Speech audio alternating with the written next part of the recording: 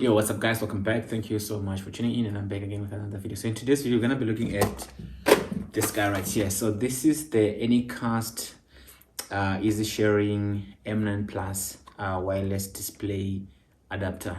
So a little bit of background about this is something that allows you, if you have a smartphone and the TV which is not smart, or if you have like a laptop and your laptop supports screen mirroring, you're able to connect this to your TV or your monitor, and then you can display whatever is being shown on your phone into that display monitor.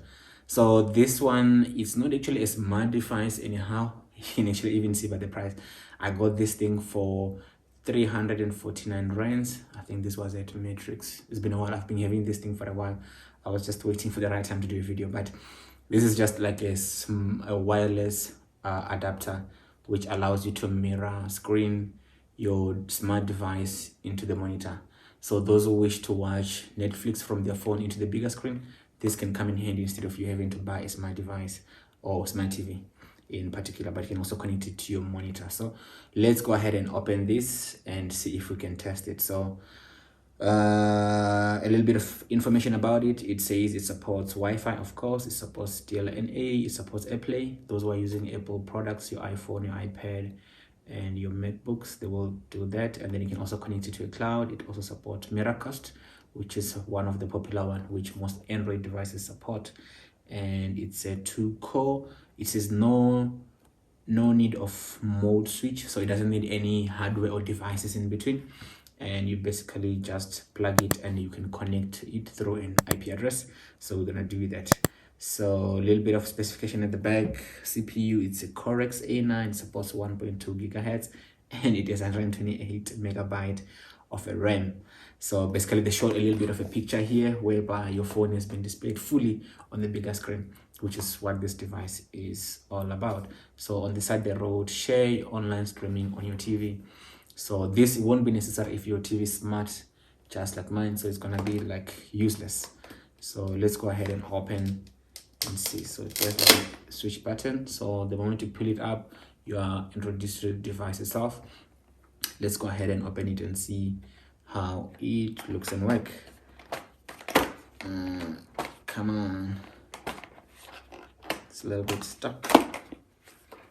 Okay, that's how you actually take it out. So I'm gonna put it aside, and then let's go ahead and see what else do we find in the box. Seems like the device sits on its own portion of the package, but basically there's this cable and there is some manual paperwork. Okay, I actually broke the box, but I'm gonna close this back and let's check this aside. So manual, mirror screen, user manual 2.0.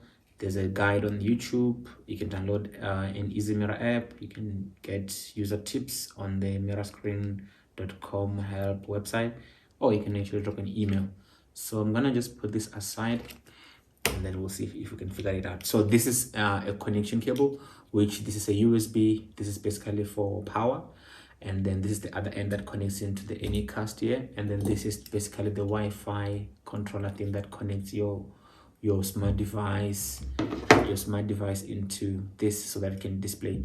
And then on the other hand, you actually find in this guy right here, and obviously this side supports a micro USB to connect, and then it has a light indicator right here to show that it's on, and then it has a reset button here if you want to reset it, and it also has like a built-in speaker. This is just to give you a feedback, and also it uses this to sort of like a vent for the air. And on your device, that device that you're connecting this to has to support HDMI, and basically that's how you'll get it to work. So when I tested on my TV, though my TV it's a smart TV, but we can still use it to actually test this device. So I'm gonna go ahead. They've given me an IP address. I'm not sure if this is a default IP address or what, but it seems like it. 192.168.203.1. That's the one that I'm gonna connect to. So let me go ahead and plug this in. My TV is off. I don't know if it's off because of Alexa. No, it's not. Right, so I'm gonna plug this device on. And how do I have it right here? Okay, I'm gonna remove a USB.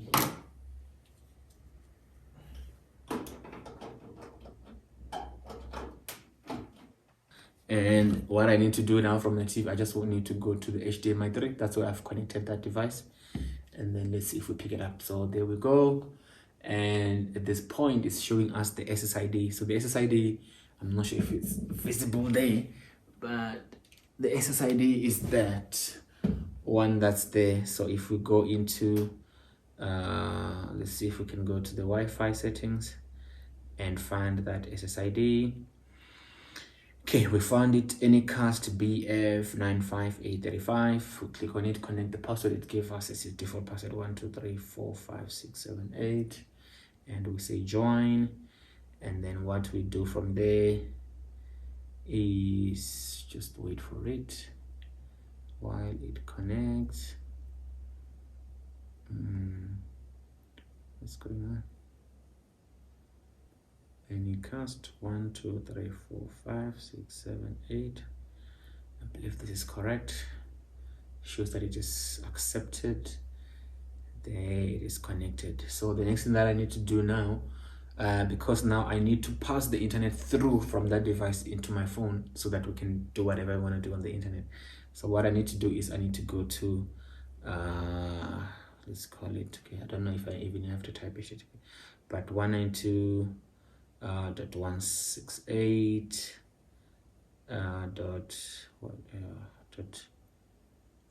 203.1. Oh god, .1. All right, so it actually gives me the menu in there, which is good, and then it quickly jumps into Wi-Fi setup, which I'm gonna give it access to my Wi-Fi. Then it will pass the Wi-Fi through to me. So let's just wait for it while it's still scanning for the nearest available hotspots, which one of them should be my home Wi-Fi. Let's see. Come on. There we go. So my home Wi-Fi. Really? It is not good. Okay, I thought it was just gonna give me a pass, and I'm passing it my Wi-Fi.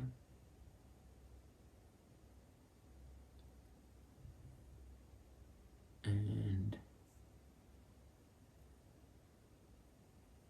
it should be connected. There we go.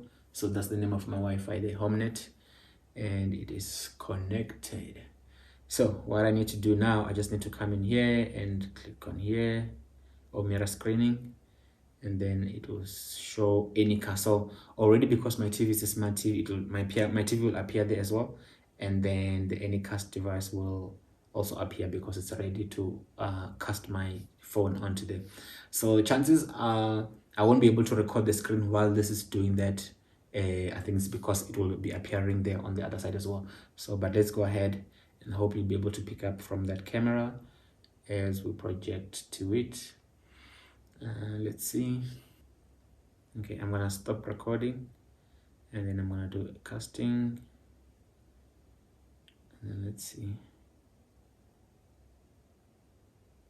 Okay, yeah, so I think I figured that could have been a problem. So basically, when you're recording your screen on the phone, it doesn't actually allow you to do the casting. Something to bear in mind. So basically, that's my phone up there. This is the setup where we're actually setting this up, and this is my phone right over there. So the interesting thing about this is it also casts the sound across. So let me show you if we can find something on YouTube. I don't know if there's anything that was playing. Let's see. So I'm gonna find in NCS music, and then I'm gonna play this. So let me just increase a bit of it. So as you can see, so it's playing in here, but the sound is being played over in there. So the control that you have the control, you have the whole control over here on the phone, yet everything is happening in there. So you can basically do like a full screen, which means everything can go there on the other side. I don't have any games that I can test with this, and as you can see, let me see if we can basically check. Okay, it's on auto, but I want to put, okay, this won't really matter because it's basically these are just the visuals and all those things. Maybe we should find in a video that actually playing something, but for me, whatever is playing in here same exact as what is in there. So the same resolution has been projected across, and that's how you basically get your thing across. So this comes in handy if you have a smart device and a display which is not smart. You can actually use this thing to map across and have your things projected on the bigger monitor. This would work well if you have things like Netflix. You can actually do that. So let's see, I think I have Netflix here on this phone. There's Netflix, and already it's showing in there. I'm gonna select my account, and then I'm gonna select this. I'm gonna just play and play the trailer, enable the sound in here, and then I'm gonna just increase a little bit of the volume for you to see. Then I'm gonna do a full screen, and then basically that's how you will actually do your Netflix. So this is quite simple and straightforward. So let me just stop this already before I get any copyrights. But basically this is how you actually map your things. You can actually do even your browsing over there, because the whole phone will be projected and everything will be appearing on the bigger screen, and you'll be able to have like a bigger view and a bigger display in a way.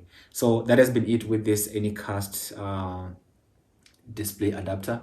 It will work well for those who are just planning to do exactly what I just explained now. So this thing, like I said, it comes for 349 rands. It's not a smart device at anyhow, but if you have something that is called Chromecast, this will actually work better with Chromecast. Or if you have any device that supports screen mirroring or a display, this will work directly with that. This also supports okay, this doesn't support 4K. It supports 1080p. So if you have any 4K devices, you won't be actually getting the full resolution, but however, it still does its work. So that has been it about this device. I'll see you guys on my next video. Bye.